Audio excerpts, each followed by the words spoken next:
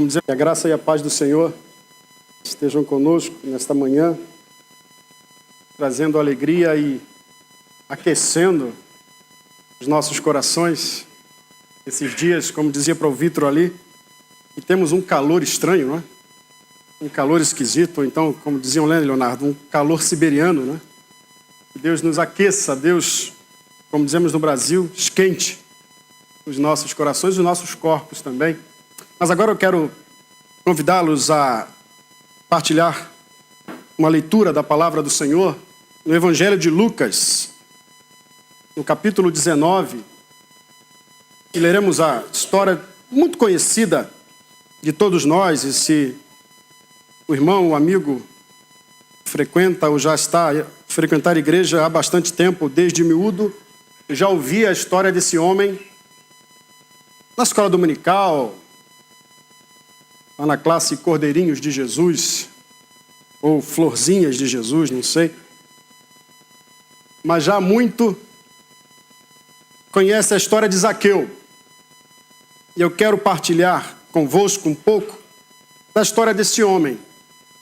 No último domingo, o pastor Sabino alertou-nos e encorajou-nos a viver uma fé viva. Não uma fé morta, não uma fé como a fé dos demônios, mas uma fé como os genuínos discípulos de Cristo, uma fé viva. Eu quero partilhar convosco hoje a história de um homem que experimentou de fato o que é uma fé viva. Leamos, pois, no livro de Lucas, no Evangelho de Lucas, no capítulo 19, a partir do verso 1, a palavra do Senhor que nos diz: tendo entrado em Jericó, Jesus atravessava a cidade. Havia ali um homem chamado Zaqueu, que era rico e chefe de publicanos. Ele tentava ver quem era Jesus e não conseguia por causa da multidão, porque era de pequena estatura. Correndo na frente, subiu num sicômoro a fim de vê-lo, pois Jesus tinha de passar por ali. Quando chegou àquele lugar, Jesus olhou para cima e disse: Zaqueu, desce depressa, porque hoje tenho de ficar em tua casa. Então ele desceu rapidamente e o recebeu com alegria. Ao verem isso, todos criticavam, dizendo: ele foi ser hóspede de um homem pecador. Zaqueu, porém, levantando-se, disse ao Senhor: vê, Senhor, darei aos pobres metade dos meus bens, e se prejudiquei alguém em alguma coisa, eu lhe restituirei 4 vezes mais. Disse-lhe Jesus: hoje a salvação chegou a esta casa, porque este homem também é filho de Abraão, porque o Filho do Homem veio buscar e salvar o que se havia perdido. Nós que temos acesso à Bíblia, ou a lemos com mais frequência, temos alguns hábitos que desenvolvemos ao longo da história, ao longo do nosso tempo. Primeiro é, sempre por nos acharmos bons religiosos, nós temos a tendência de ler alguns textos e dizer: epá, esse texto é para mim. Quando fala de algo virtuoso, quando fala de alguma coisa que nos inspira, ou de uma bênção que recebemos. Mas quando alguns textos falam de pessoas, de personagens, ou de eventos, de episódios difíceis, constrangedores, complicados, a nossa tendência é assim: esse aqui era bom para o Fernando. Fernando, bom dia. Eu tenho invertido essa minha leitura da palavra de Deus nos últimos tempos. Tenho procurado naqueles textos que o meu desejo religioso de achar-me uma boa pessoa, digo que esse não era para mim. Esse homem é muito pecador. Esse homem ele é muito corrupto, esse homem ele é muito violento, esse homem, ou aquela pessoa, ou aquele evento, eu não estaria ali, eu não seria contado entre essas pessoas. Eu estou a ler esses textos agora para mim. Eu estou a procurar ler textos complicados ou controversos, ou aqueles que eu rejeitava há algum tempo, como se eles fossem diretamente escritos para mim, porque de fato são. Personagens bíblicos são arquétipos do que nós somos enquanto seres humanos. Nós temos a tendência de ler a história desse homem como um grande criminoso, como um grande ladrão, como um homem que vivia uma condição de vida terrivelmente reprovável, diferente de nós. eu queria convidá-los a lermos a história desse homem numa outra perspectiva. A história desse ladrão numa outra perspectiva. A perspectiva de Jesus. Eu queria partilhar convosco, então, 4 locais ou 4 lugares onde Zaqueu encontrava-se, que talvez possam ser uma imagem de uma peregrinação na sua existência. De um dia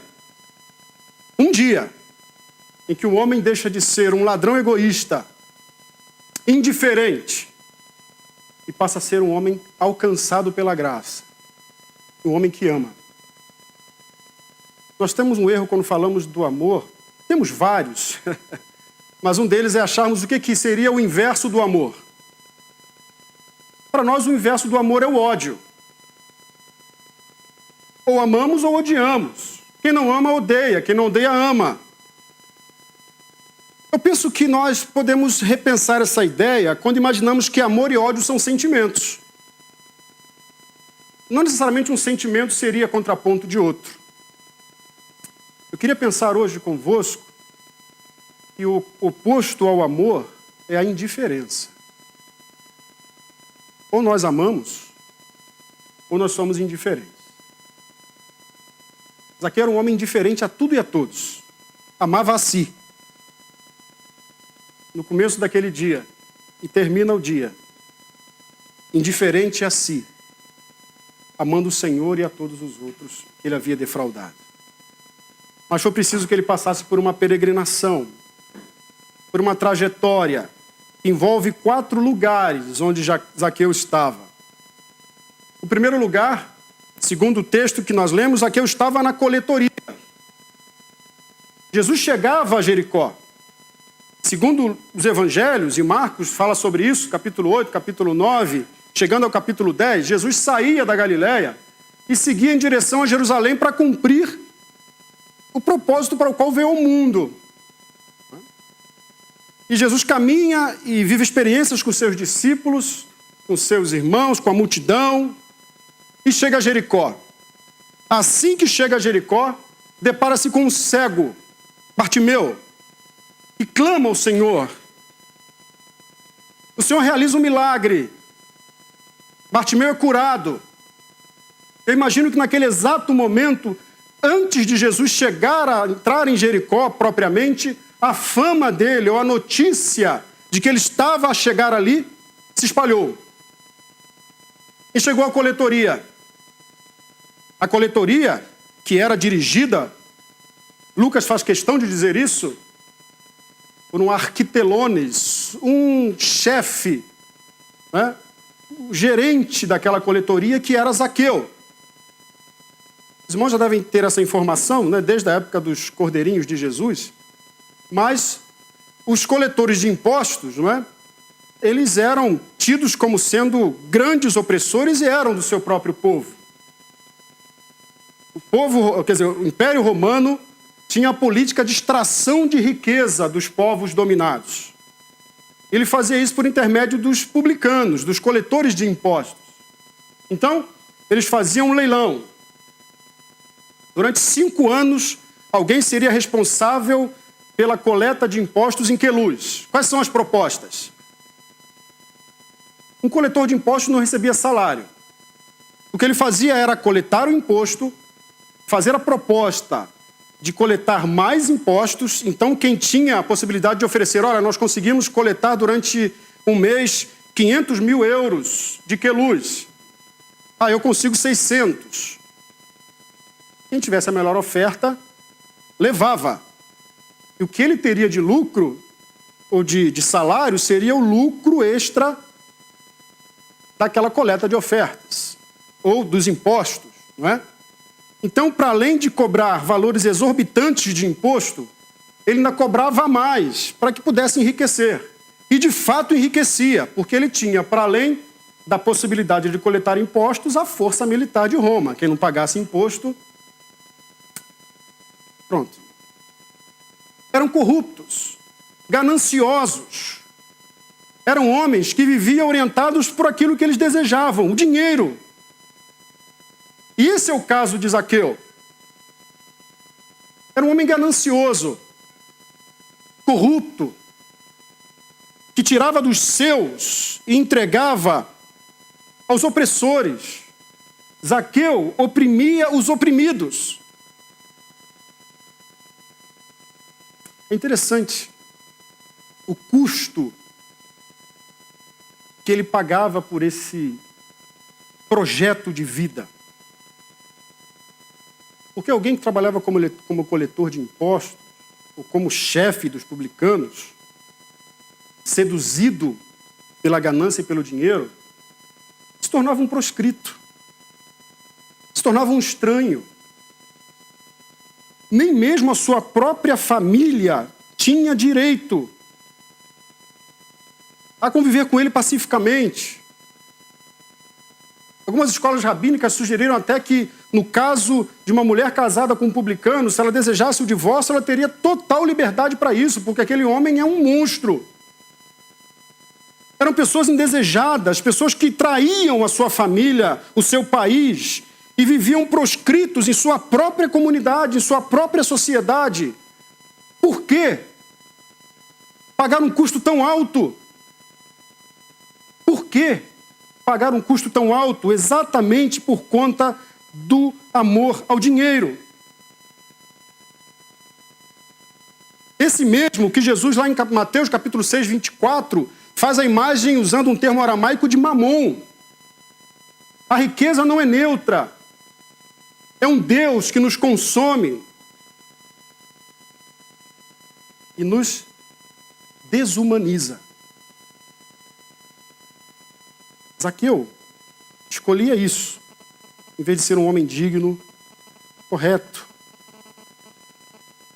Temos uma lição, hoje pela manhã, falar sobre os falsos deuses. E no último culto, ou no culto de Ano Novo, nosso irmão Rui lembrava-nos acerca de um texto do Tim Keller, dos falsos deuses, ou dos deuses falsos. A nos lembrar que, segundo Tim Keller, os deuses falsos nos consomem da seguinte maneira: primeiro nós o amamos, depois nós confiamos neles e depois nós obedecemos. A vida não era mais dirigida por aquilo que ele queria, mas por aquilo que ele desejava como posse. O que determinava as relações deles eram os bens que tinham. Então nós podemos dizer que, na verdade, assim como muitos que amam o dinheiro, eles não possuem bens, mas os bens possuem aquele homem. E ter coisas é muito bom, desde que isso não seja a razão da nossa existência.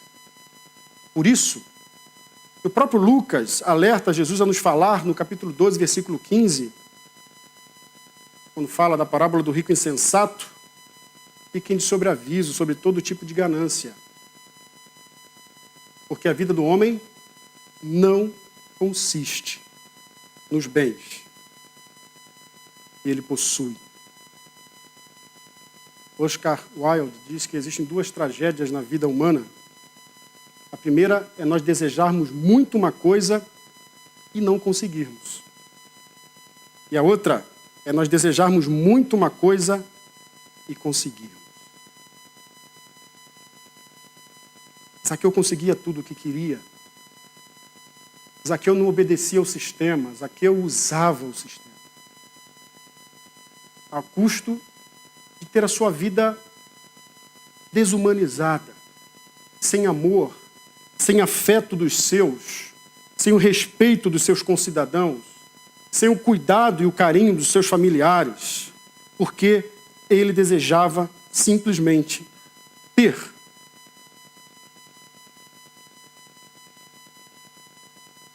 E diz um filósofo brasileiro que a nossa vida é muito curta. Nós não podemos nos preocupar em torná-la pequena.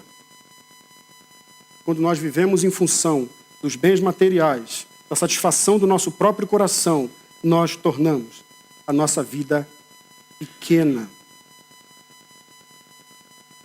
Era assim que Zaqueu vivia.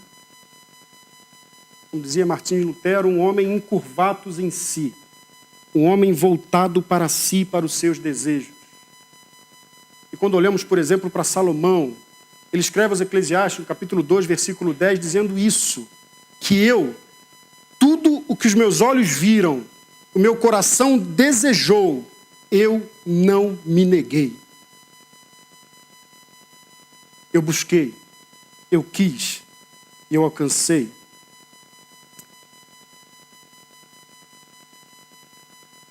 Os falsos deuses, assim como Mamon, tornam finito aquilo que é eterno.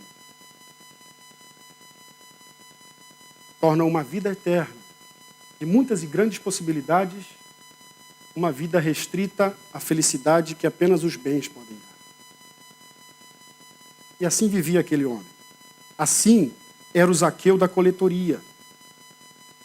Uma pessoa que não tinha mais consciência dos limites entre o ser e o ter. E uma pessoa que não coloca limites na sua vida, naturalmente ele será consumido um dia pela falta de limites. Se nós não colocamos limites na nossa relação conjugal, nas nossas relações com o dinheiro, nas nossas relações na igreja, um dia nós seremos consumidos por essa falta de limite. E foi exatamente isso que aconteceu com aquele homem. Era um homem voltado para si. Até o momento em que ele, talvez como acontece com muitos daqueles que vivem assim, desejam muito uma coisa, mas assim que conseguem já não encontram mais sentido, desejam outra, já não encontram mais sentido, eu quero um carro melhor, eu quero uma casa melhor, eu quero um bem melhor, eu quero um relacionamento melhor, eu quero uma mulher mais bonita. E nesse buraco sem fundo de desejos, há sempre uma luta interna de angústia. Foi também o que aconteceu com Salomão. E no versículo seguinte, 11, do capítulo 2 de Eclesiastes, fala, eu consegui tudo. Mas de repente percebi que tudo isso é ilusão. E entra numa angústia. Zaqueu talvez tivesse a experimentar esse momento de angústia e desespero. E quando ouve que um tal Jesus ia passar por ali, um homem que fazia milagres, ele, tem que aproveitar isso de alguma forma. E vai então, conhecemos bem a história, em direção a uma árvore e sobe numa árvore. Sabemos, já ouvimos desde miúdos, que para um homem judeu, naquela altura, o que mais importante era honra e dignidade. Não direitos e liberdade, era honra e dignidade. E quando um homem corria e subia numa árvore ou num lugar assim, ele se colocava numa condição de desonra. Porque um homem digno não corria.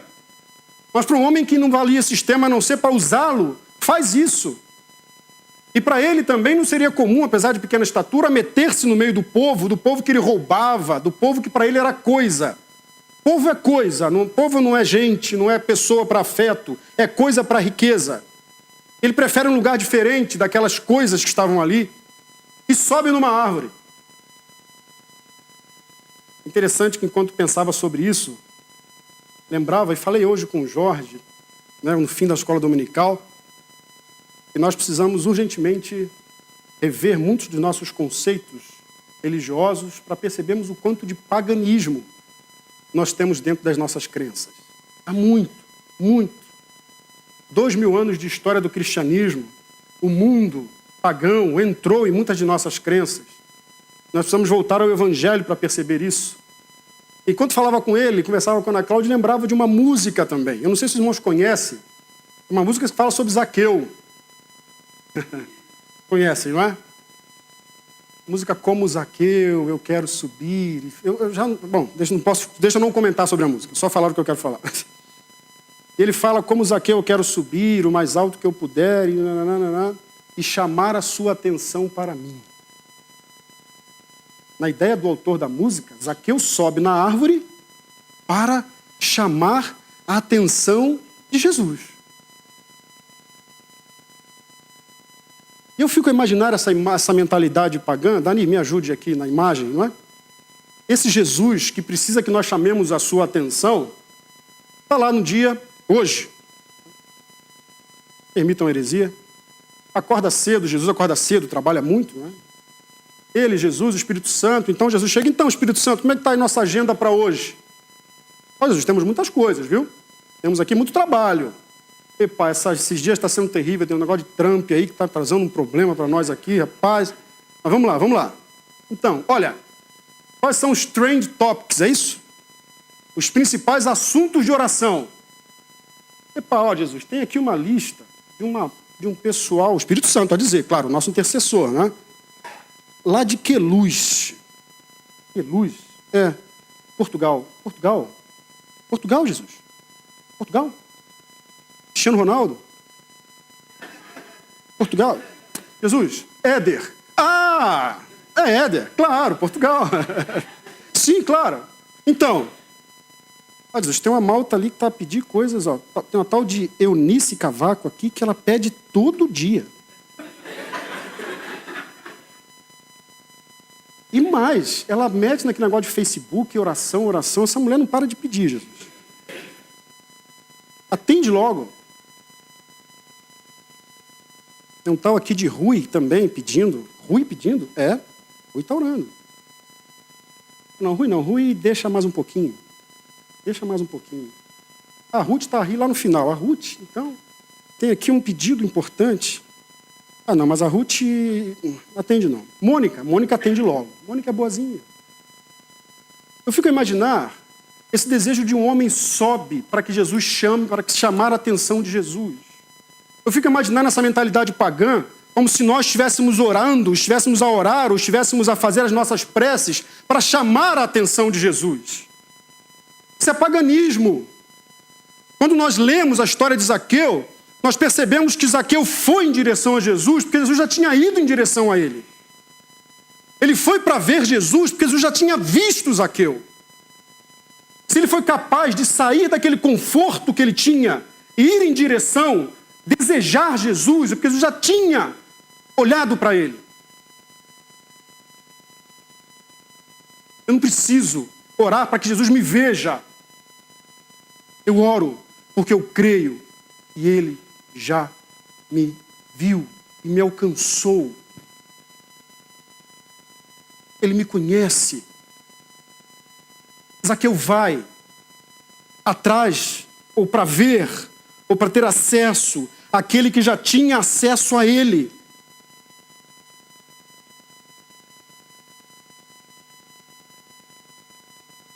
O Senhor já está a ver o que nós passamos.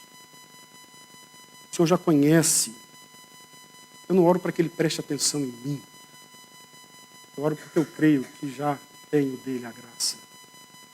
E desejo a atuação dele na minha vida. Eu não oro muito pelo cancro do meu familiar para chamar a atenção dele. Eu oro porque eu creio que a vida do meu familiar está na mão do Senhor. Eu não oro para suplicar a sua atenção. Eu oro porque eu creio que ele é gracioso.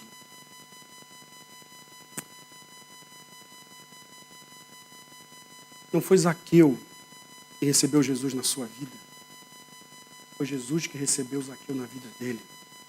E como ele fez isso? Morrendo na cruz, mais adiante. Todos. Por mim, por você. Por todos nós. Zaqueu, desce. Desce, porque eu quero ir na tua casa. A árvore é aquele homem que teve coragem de se expor por alguma coisa que ele acreditava que poderia fazer diferença na vida dele. Jesus chama Zaqueu. O texto diz que há uma insatisfação generalizada. Imagine quantas pessoas eles seriam dignas de receber Jesus. Bons religiosos, discípulos, pessoas corretas, pessoas sérias. Quantas pessoas seriam dignas? Mas a reação de Zaqueu lá é intempestiva e desce e vai em direção a Jesus. A reação do povo é: Jesus come com esses pecadores, esses loucos. Jesus diz a Zaqueu: Zaqueu, desce, vem que eu quero comer contigo. Zaqueu responde sim. Mal sabia Zaqueu que com Jesus iam mais 12, né? Mas vão. E vão à casa de Zaqueu. Chegam à casa daquele homem. E esse é o terceiro lugar. coletoria de um homem cheio de si. A árvore de um homem que tem coragem de romper com tudo aquilo que ele já rompia há muito tempo, mas agora por uma coisa boa. A casa de um homem que é surpreendido pela graça.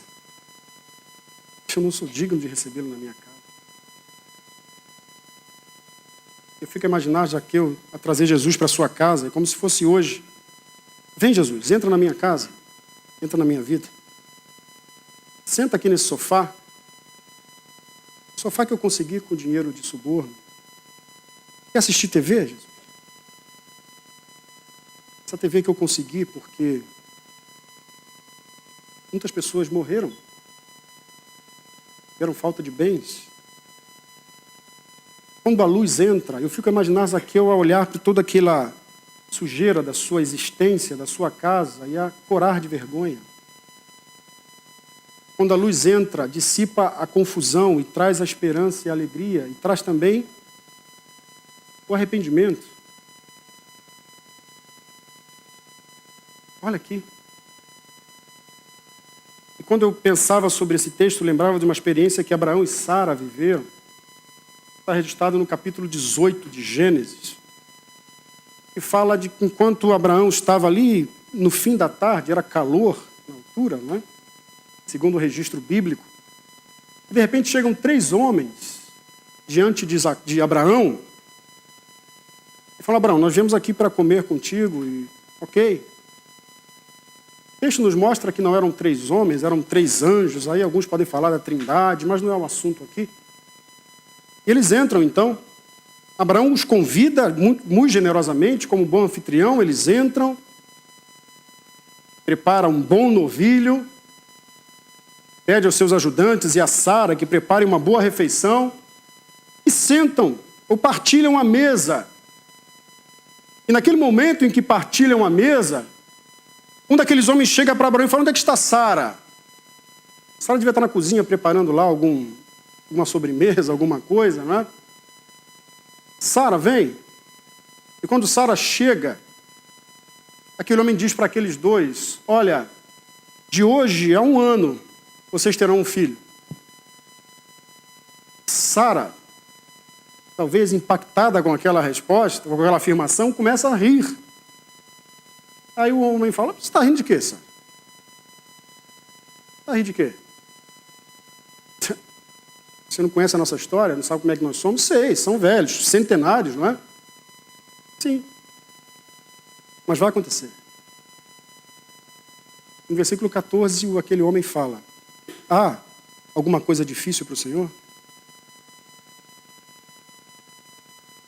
Reparem que aquela manifestação poderosa, quando o eterno entra no mundo transitório, quando o divino traz a palavra poderosa para o humano, imperfeito e sofredor, isso não aconteceu num cenário miraculoso, sobrenatural, aconteceu ao redor de uma mesa.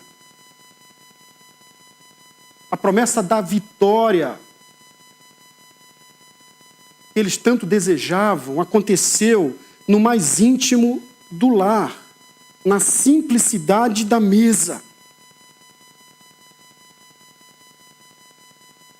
Porque aqueles homens entraram na casa, tornaram aquela habitação um lugar de milagre. Eu pensava quantas coisas partilhamos na nossa mesa. Partilhamos as nossas alegrias, as nossas lutas, os nossos medos, nossas ansiedades, as nossas incertezas. Mas quando reconhecemos o Senhor, podemos partilhar da visitação poderosa dele.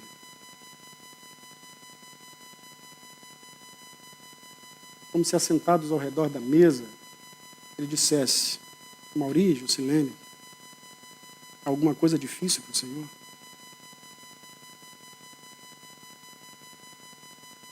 A presença do Senhor vitorioso tira toda a dúvida do coração de Zaqueu e coloca a certeza de que ele era amado do Senhor.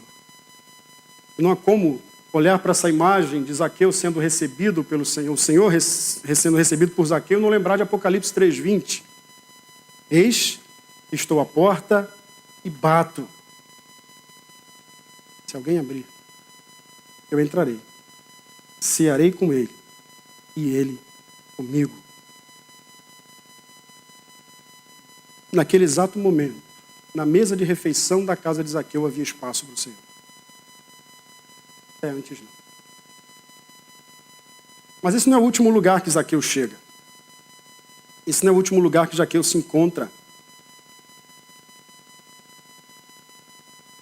Essa música continua com as suas convicções, a dizer: eu preciso de ti, entra na minha casa, entra na minha vida, mexe com as minhas estruturas, sara as minhas feridas, me ensina a ter santidade, eu quero amar somente a ti, pois o Senhor é o meu bem maior, faz um milagre em mim. Eu quero amar somente a ti. Eu quero amar somente a ti. Jesus está à mesa com Zaqueu e os seus discípulos. E o texto, obviamente por espaço, por uma questão de prática, não nos relata o que foi conversado. Mas eu imagino tantas conversas, eu fico a imaginar tanta coisa sendo dita e mais, tanta coisa não sendo dita, mas sendo percebida pelo silêncio de Jesus. Porque não há nada mais comunicativo para nós do que o silêncio dele. O silêncio de Deus também nos fala. Mas naquele momento, tanta coisa deve ter sido vista, e de repente, naquele turbilhão de experiências e emoções, Zaqueu começa a ver as suas convicções sendo destruídas, as suas certezas sendo abaladas diante da graça que entra na sua casa. Ele começa a olhar ao redor e ver que a vida dele era uma fantasia, era uma farsa, era uma vida sustentada em valores errados, equivocados. Ele começa a encantar-se com a presença transformadora de Jesus. E de repente ele chega para Jesus, diante de Jesus. Eu não sei se naquele momento, ante os discípulos, mas eu me permito imaginar que de repente ele chama Jesus para próximo de si, talvez mostrasse quanto dinheiro ele tinha na sua casa, quantos bens ele tinha ali, fruto de uma vida de roubo. E ele, arrependido e transformado, toma a iniciativa de fé, de dizer: olha, Senhor, eu, a partir de agora,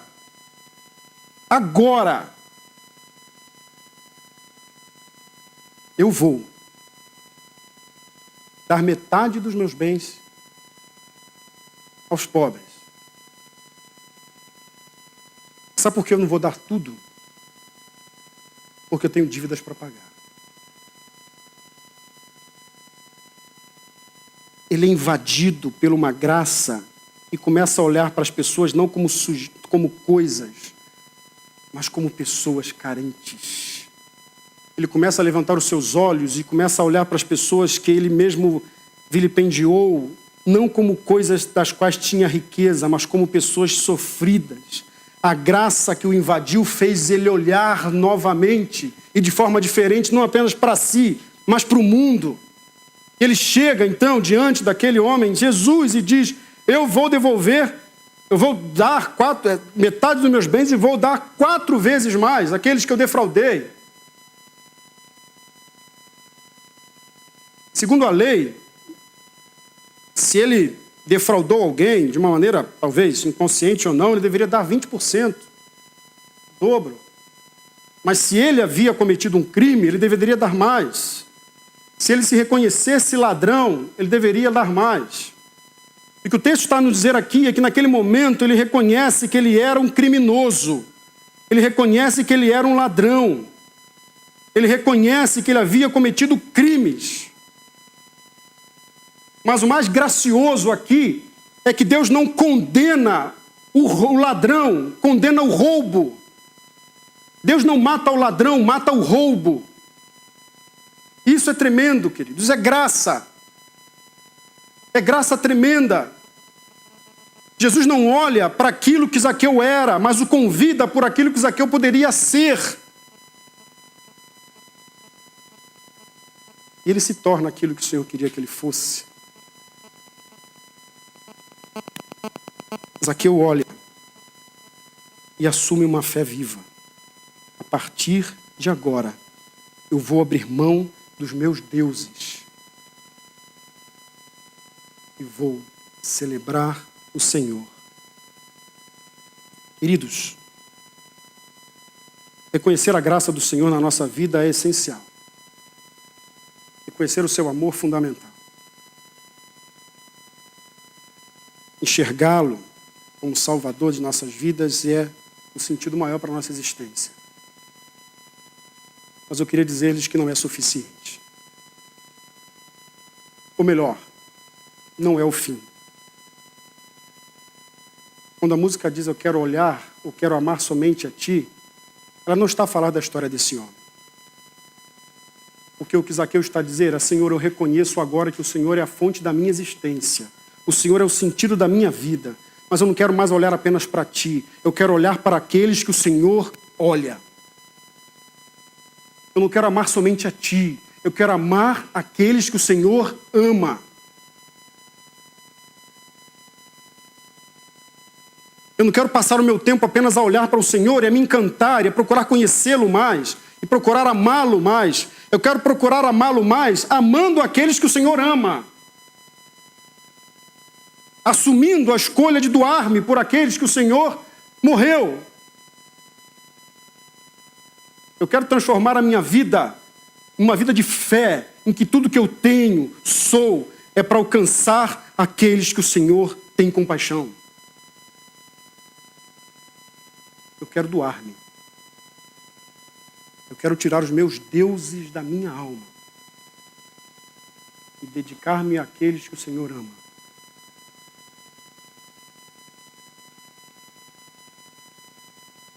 Eu sou professor de teologia. Me preocupa, não é a teologia, mas muitos teólogos que passam a sua vida toda a tentar olhar para Jesus, olhar a Bíblia e simplesmente descobrir coisas novas acerca dele e ponto final. Eu sou cristão.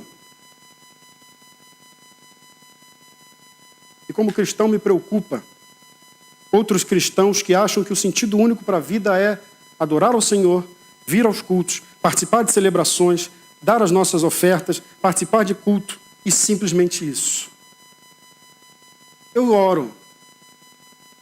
Mas me preocupo também com aqueles que oram apenas voltados para si. Senhor, eu quero, eu preciso. Senhor, eu quero, eu preciso. Senhor, me ajuda. Ó, Senhor, me ajuda, mas também ajuda ali a Maria que está com um probleminha. Senhor, ajuda ali a Joana que está com outro problema.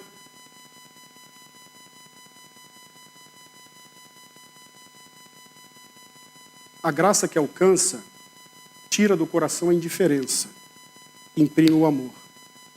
O amor a Jesus, mas o amor por aquilo que Jesus ama. Por isso, a salvação chegou àquela casa, não porque Jesus entrou naquelas portas, naqueles umbrais, mas porque Jesus invadiu o coração daquele homem. E tirou o egoísmo, a ganância, o orgulho, e colocou a vida em abundância. E colocou uma fé viva. A salvação não veio porque ele decidiu fazer boas obras. Não. Como disse o pastor no último domingo, a salvação veio e as boas obras vieram, a decisão de dar as coisas para os outros, porque ele foi alcançado pela graça. E quando somos alcançados pela graça, é impossível não vivermos uma fé viva, que nos aproxima do Senhor e nos faz desejosos de assumir as causas que o Senhor assume. De doar-nos por aqueles que tanto precisam. Zaqueu então não apenas decidiu ser justo, como diz o seu nome, mas ele decidiu ser misericordioso como Jesus e dar uma grande parte dos seus bens aos pobres. Ele abriu mão dos seus deuses. Abriu mão de si. É interessante porque, segundo a tradição, Eusébio de Cesareia, que é um historiador do primeiro século, diz que aquele homem orgulhoso e ganancioso, aquele ladrão, tornou-se bispo da igreja de Cesareia Marítima e um dos grandes ajudadores de Pedro, já ali no primeiro século. simplesmente porque ele decidiu escolher o Senhor e reconhecer que o Senhor havia escolhido. Uma fé viva, uma fé comprometida, não apenas em olhar para Jesus, em desejá-lo mais, em amá-lo mais, mas em amar aqueles que ele ama. Em morrer ou doar-se. Não, Jesus já fez isso. Mas entregar-se. Assumir as causas que Jesus assumiu. Esse homem experimentou essa fé. Por isso, como eu disse no início, se no começo do dia nós vemos um homem centrado em si, orgulhoso, ganancioso, que olhava para as pessoas com indiferença, que olhava para as pessoas como sendo coisas, sem valor, apenas formas de arrecadar ou de chegar aos meus desejos.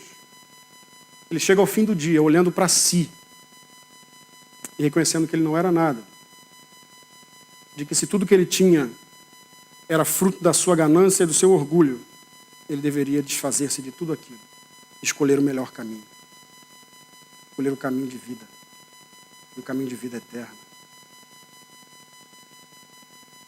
Quando eu olho para Zaqueu e para a minha vida, eu me vejo também nesse desafio.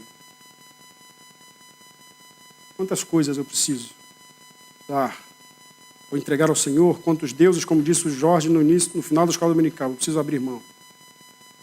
Mas quanto mais eu preciso amar o Senhor e amar aquilo que o Senhor ama. Isso nos dará uma fé prática, comprometida com Ele, com aquilo que move o coração dele. Ele nos ajude nessa tarefa, Ele nos use para a glória dele.